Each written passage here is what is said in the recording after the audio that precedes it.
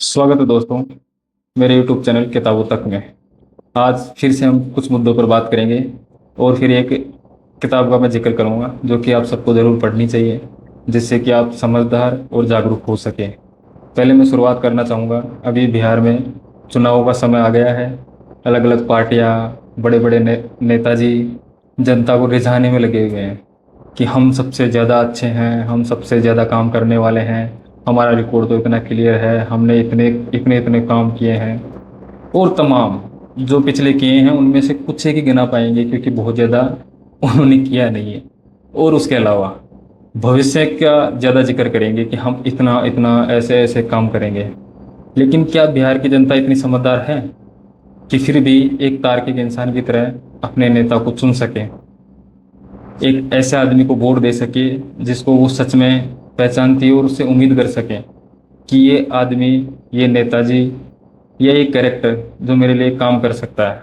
क्या बिहार की जनता विचारधारा भी समझती है कि विचारधारा क्या होती है और किस तरह से काम करती है? हमें वोट क्या क्या देख के देना चाहिए, जो कि शायद आज की डेट में अगर एक किसी देश की बात करते हैं उसमें वोट बहुत महत्वपूर्ण है। और वो तब ज़्यादा महत्वपूर्ण हो जाता है जब वो देश लोकतांत्रिक रूप से कार्य कर रहा हो। क्योंकि हमारे देश में एक मजबूत संविधान है और हमारे देश में हर साल अलग अलग स्टेट के चुनाव होते हैं और हर 5 साल में नेशनल चुनाव होते हैं, जिसमें कि एक आदमी को, एक व्यक्ति को हम चुनते हैं, सांसदों को चुनते हैं, फिर उन सांसदों द्वारा एक मंत्री चुना जाता है जिसे कि हम प्रधानमंत्री के रूप में जानते हैं। तो क्या ये सब प्रक्रियाएं जो बिहार में, जाहिर सी बात है बिहार से सबसे ज़्यादा शिक्षित लोग निकले हैं बड़े बड़े पदों पर फिर भी उस आंकड़े को नज़र रखने के बाद भी आज बिहार गरीबी रेखा के सबसे निचले कदम पर खड़ा हुआ है। तो इसके क्या कारण हैं वो भी हम देखेंगे, और क्या इसमें सुधार वो कर सकते हैं जो भी मेरे वीडियो देख रहे हैं वहाँ तक पहुँच पाए। और उनको देखते हुए जो यहाँ के बाकी अदर स्टेट के जो लोग हैं, चाहे राजस्थान के हैं, यूपी के हैं, दिल्ली, साउथ, एमपी, हर जगह के जो लोग हैं वो इन चीज़ों को, इन बातों को कहाँ इस्तेमाल में ला सकते हैं ताकि देश में जागरूकता बढ़े और एक पढ़ाई का माहौल जन्म ले सके। मैं जिस किताब की बात कर रहा था वो है द पावर ऑफ नाउ। ये किताब है एल्खार्ट टोल ने लिखी और हिंदी में इसका सरल अनुवाद है। इसकी भी पहले भी पार्ट आ सकते हैं लेकिन वो अंग्रेजी में थे और इसका हिंदी में अनुवाद किया गया है। बहुत ही खूबसूरत है। इसके बारे में मैं बताऊंगा आपको। इसमें मेन जो चीज़ है वो तो ये है कि हमारी मानसिक स्थिति इस तरीके से होती है सभी की, उसमें कोई भी हो, मैं भी हूँ, आप भी हैं, कि हम या तो भूतकाल में रहते हैं या भविष्य में रहते हैं हमेशा, या तो पास्ट या प्रेजेंट के बारे में तो हम कभी नहीं सोचते, या तो पास्ट या फ्यूचर। इन्हीं दो धुरियों के बीच में हमारा मन, और मन क्या है, हमारी पूरी जीवन जिसको कि हम समझते हैं, उनके बीच में हम घूमते रहते हैं। कभी भी आप देखिएगा कि आप वर्तमान में कभी विचार नहीं कर रहे होते हैं। कभी कभार ऐसा होता है कि आपका ध्यान, आपका फोकस उसी काम पे उसी वक्त और कहीं नहीं है, बस आप सिर्फ वहीं हैं। पर ऐसे वक्त कभी कभी आता है, हमेशा नहीं। हम अधिकतर टाइम या तो पास्ट में या फिर फ्यूचर में विचार करते रहते हैं। इसी के ऊपर ये पूरी किताब है और इसमें यही जिक्र किया गया है कि जो भी आपको लगता है कि कुछ लोग तो इंटेलिजेंट है, वो अच्छा पढ़ पाते हैं, अच्छी नौकरियों में जा पाते हैं, कोई आदमी बहुत ज़्यादा चतुर है, कोई आदमी का प्रेजेंस ऑफ माइंड है ना बहुत अच्छा है, तो उसका कारण यही है कि वो प्रेजेंट में उसका माइंड या तो उसने बना लिया हो या उसको शायद जन्मजाति उसको मिला हो। शुरू से उसके माइंड को इतना भटकाव प्राप्त या मिला नहीं होगा, इस वजह से उसका माइंड स्थिर है। और बस इसी कारण से आपको लगता है कि वो आदमी आपसे ज़्यादा तेज है या आपसे पढ़ने में ज़्यादा अच्छा है। मैं वीडियो आपके सामने बना रहा हूँ, पर शायद 1-2 साल पहले मैं सोच भी नहीं सकता था कि मैं कैमरे के सामने बोल सकता हूँ, एक वर्ड भी मेरे मुंह से निकलेगा कैमरे के सामने। पर मैंने शायद खुद से जिद की, एक कोशिश की और बोल पा रहा हूँ। मैं ये दावा नहीं करता कि मेरा कंटेंट, मेरा बोला हुआ बहुत ज़्यादा अच्छा है, पर फिर भी मैं एक कोशिश तो कर रहा हूँ बोलने की, जिसमें शायद मेरा ज़्यादा फायदा नहीं है, देखने वाले का ही ज़्यादा फायदा है। मैं बोलता भी उसी तरीके से हूँ, बातें भी उसी तरीके से बताता हूँ। तो इसमें आध्यात्मिक से जोड़ के और ये किताब बहुत अच्छी है। इसमें कहीं कहीं गौतम बुद्ध को भी शामिल करते हैं कि उनकी जो शिक्षाएं थी वो कहाँ वर्क कर रही है, और बाकी जो धर्म है उनका भी जिक्र है कि उन्होंने क्या सिखाया है दुनिया को। कुछ नहीं सिखाया। एक धैर्य भर का भी कोई ज्ञान है ना उन धर्मों से प्राप्त नहीं होता है। मैं किसी धर्म के पक्ष में आपके सामने बोलने नहीं आया हूँ, ना मुझे किसी धर्म से मतलब है। मैं सिर्फ ये चीज़ समझाने की कोशिश कर रहा हूँ, ये जो किताब है इसके अंदर क्या है और इससे हम क्या सीख सकते हैं। इसमें बहुत कुछ है, लेकिन आपके जीवन को बदलने के लिए इसके शायद कुछ पेज ही आपके लिए पर्याप्त होंगे। और मैं रिकमेंड करता हूँ ये किताब आपको अमेजन, फ्लिपकार्ट कहीं से भी खरीद के ज़रूर पढ़नी चाहिए। इसके अलावा मैं एक मुद्दे पे और बात करना चाह रहा था। अभी जैसे बिहार में 5 आदमी को जिंदा, एक ही परिवार के 5 सदस्यों को जिंदा जला दिया गया। ये जो मुद्दे हैं ना, ये जो सामाजिक मुद्दे हैं, इनको धार्मिकता से जोड़ा जाता है और इतनी भर्बहत्सापूर्वक है, इतनी बेकार घटनाएं देश में की जाती है कि किसी को देख के दिल दहल जाए।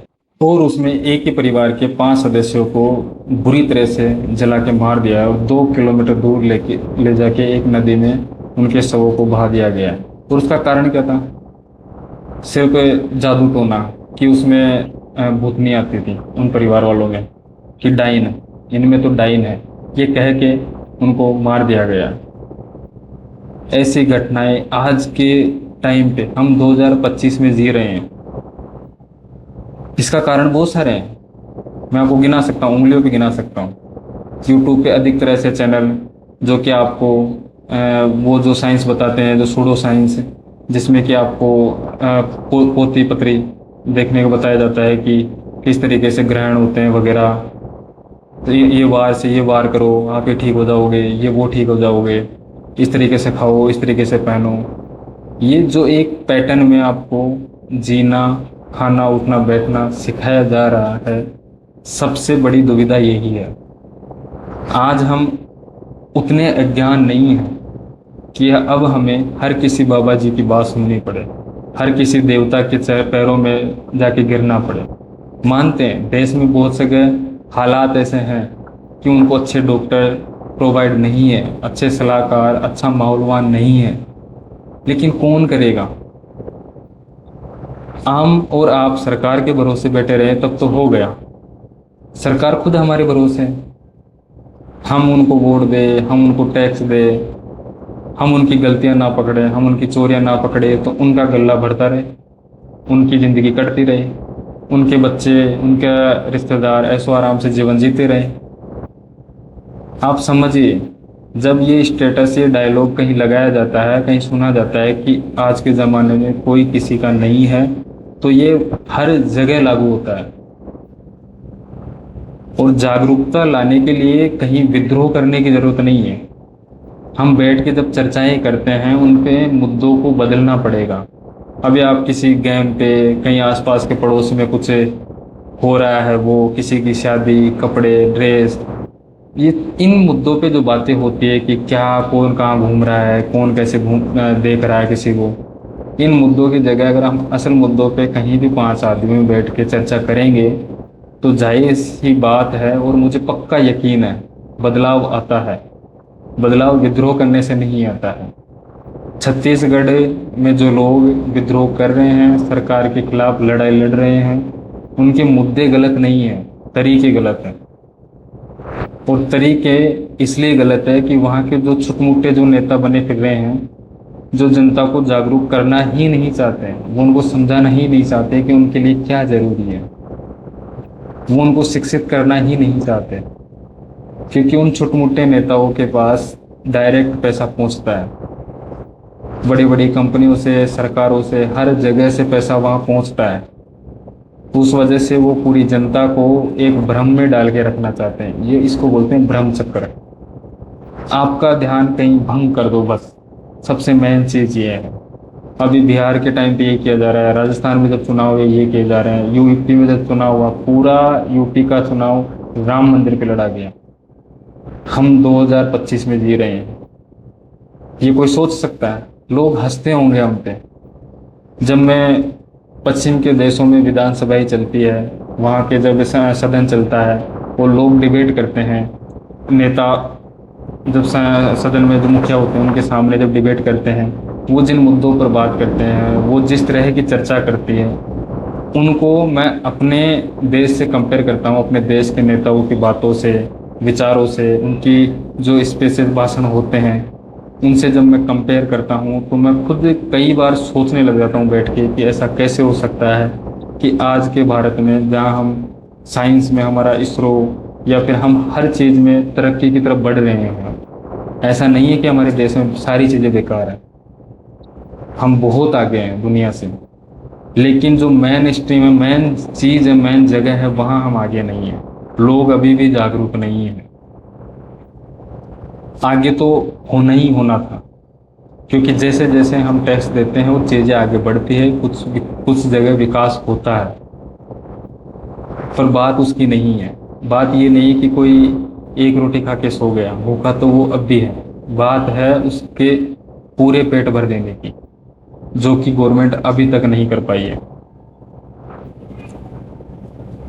80 करोड़ लोगों को राशन अभी भी बांटा जा रहा है, इसका मतलब समझ सकते हैं आप। जी, जाहिर सी बात है उसमें से बहुत सारे फॉल्स कार्ड हैं, गलत आंकड़े हैं जो कि सामने पेश किए जा रहे होंगे विपक्ष के द्वारा, लेकिन फिर भी उनके आधे, मान लो 40 करोड़ लोगों को राशन बांटा जा रहा है, ये मामूली चीज़ नहीं है।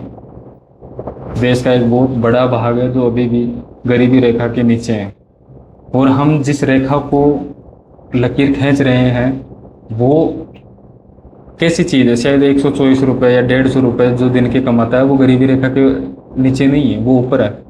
ये कौन सा आंकड़ा है गरीबी नापने का?